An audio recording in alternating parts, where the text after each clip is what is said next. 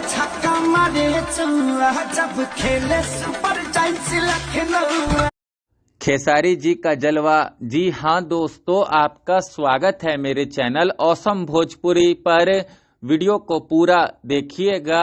Video पसंद आए तो वीडियो को लाइक और चैनल को सब्सक्राइब कीजिएगा।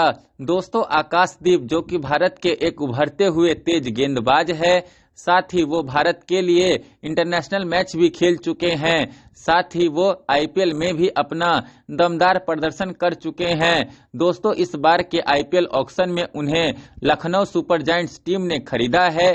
साथ ही दोस्तों, मैं आप लोगों को बता दूं कि आकाशदीप बिहार के रहने वाले हैं। दोस्तों, जब उन्हें लखनऊ सुपर जायंट्स ने अपनी टीम में खरीदा तो उसके बाद उन्होंने अपनी खुशी का इजहार करते हुए खेसारी जी के खेले सुपर जायंट्स लखनऊआ गाने पर एक बवाल रील बनाया, जिसे उन्होंने अपने सोशल मीडिया पर भी शेयर किया।